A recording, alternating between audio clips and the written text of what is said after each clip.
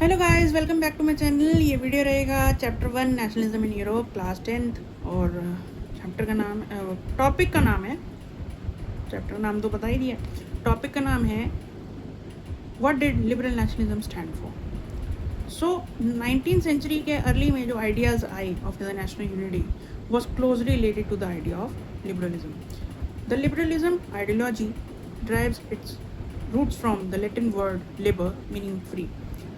जो ये सपोर्ट करता है, it supports the idea of equality before law for all and the individual liberty की फ्रीडम की बात करता है। ठीक है, फ्रीडम ऑफ इंडिविजुअल की बात करता है। नेक्स्ट क्या बात कहता है कि since the French revolution it had supported the idea of evolution of the seeker privileges का एंड चाहता है, एंड ऑफ ऑटोक्रेसी का एंड चाहता है, और एक गवर्नमेंट चाहता है बाय गवर्नमेंट एक कॉन्स्टिट्यूशन एंड क्या चाहता है, एंड रिप्रेजेंटेटिव गवर्नमेंट चाहता है थ्रू पार्लियामेंट, ये चाहता है। ठीक है, ये आइडिया क्लियर हो गया। इट ऑल्सो स्ट्रेस्ड, देखिए क्या स्ट्रेस करता है, द इनवॉल्युबिलिटी ऑफ प्राइवेट प्रॉपर्टी। ये क्या मतलब होता है दोस्तों, ये मतलब ये होता है कि आपका अधिकार है, आपकी प्राइवेट प्रॉपर्टी पे, आपका घर है, आपका ज़मीन है, उस पर आपका अधिकार है। ये कोई आर्बिट्रेरली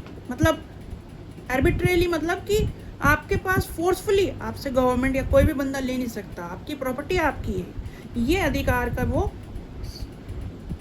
थे, फेवर करते थे। ठीक है, और नेक्स्ट क्या है, अब नेक्स्ट बोलते हैं कि द लिबरल्स सपोर्ट करते थे equality before law for all, but it did not support the idea of universal suffrage for all. Universal suffrage the right to vote, ठीक है, is the right to vote का अधिकार, उसका support वो नहीं करती।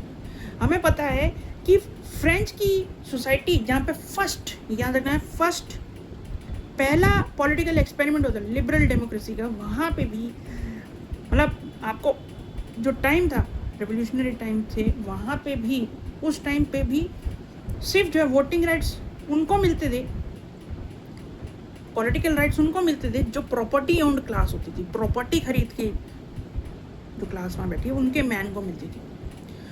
बाकी जो नॉन प्रॉपर्टीड मैन थे और वुमेन थी उनको तो एक्सक्लूड कर दिया गया था, only for a brief period. अगर आपको याद हो तो जैकबिन के अंडर एक मेल सफरेज, तब सबने एंजॉय किया था। उसके बाद जब नेपोलियनिक कोड आया, वो वापस से वुमेन को एक स्टेटस ऑफ माइनर पे ले आया और फिर से उनकी अथॉरिटी को सब्जेक्ट कर दिया। द वुमेन अथॉरिटी और the womens were subjected to the authority of husband and father. तो पर्सनल पॉलिटिकल राइट्स फिर से छीनने लगे। इसीलिए in the 19th century later the women and the non propertied class men all had organised opposition movements to demand the political rights for them all.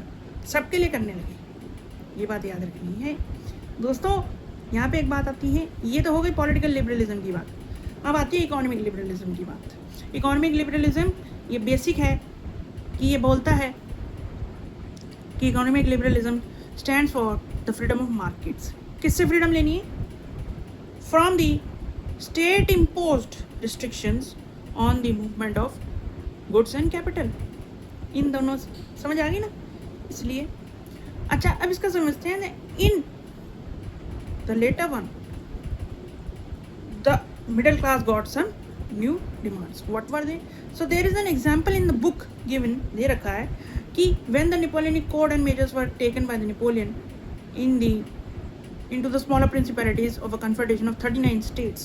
जब 39 states की बात हुई तो एक इंटरेस्टिंग बात सामने आई कि सारे स्टेट की अपनी करेंसी थी, सारे स्टेट की अपनी वेट्स एंड सिस्टम का मेजरमेंट था। तो क्या प्रॉब्लम हुई?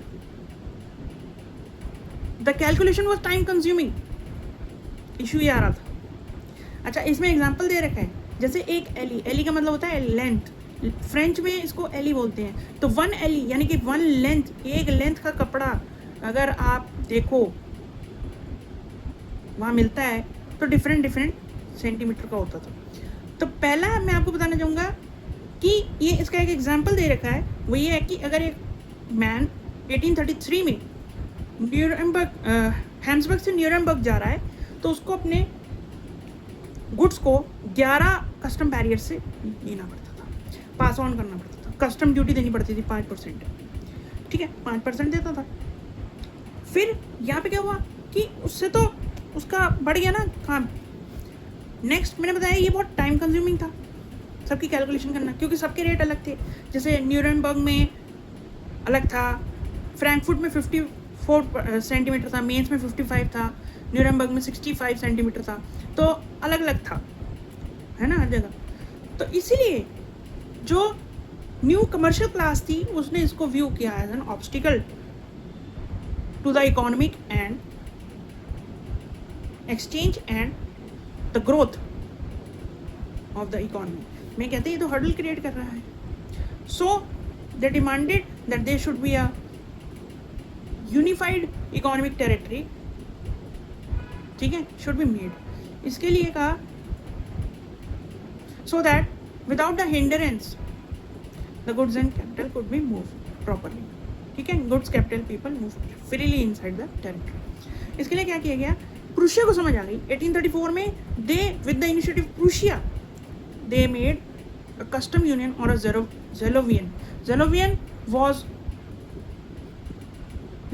being joined by the most of the German states. उसके अंदर क्या किया गया, this custom union abolishes the tariff barriers. Next 30 currency से 2 कर दी, और थर्ड रेलवेज को स्ट्रेंथन किया फर्दर मोबिलिटी के लिए, और फोर्थ इससे क्या हुआ, नेशनल इंटीग्रेशन भी हो गई, नेशनल सेंटिमेंट्स भी जग गए, इकोनॉमिक ग्रोथ भी हो गई, और इकोनॉमिक यूनिफिकेशन भी हो गया, और इससे नेशनलिज्म स्प्रेड करने में और मदद हुई, ठीक है। याद रखेंगे, एंड में वीडियो में मैं बता रहा हूँ, एंड यही है कि 3 चीज़ें आपने याद रखनी है। ज़ेवेलियन यूनियन या कस्टम यूनियन क्यों बनाया गया, ठीक है, इशू क्या आ रहा था, लिबरलिज्म के आइडियाज़ क्या हैं, इनवायलेबिलिटी ऑफ प्रॉपर्टी क्या होता है। सो यही होता है कि आपके अधिकार है आपकी प्राइवेट प्रॉपर्टी पे, कोई भी आर्बिट्रेली या फोर्सफुली आपसे प्रॉपर्टी नहीं ले सकता है, या गवर्नमेंट भी नहीं ले सकती। This is a legal right for you and liberals stood for it, but universal suffrage को वो नहीं बोलते थे, प्रॉपर्टी मैन को ही मिला वोटिंग राइट। तो आपको ये चीज़ें बेसिक मैंने आपको समझा दी हैं। आई होप आपको ये वीडियो पसंद आया होगा। Don't forget to like, share and subscribe. तब तक के लिए बाय बाय दोस्तों।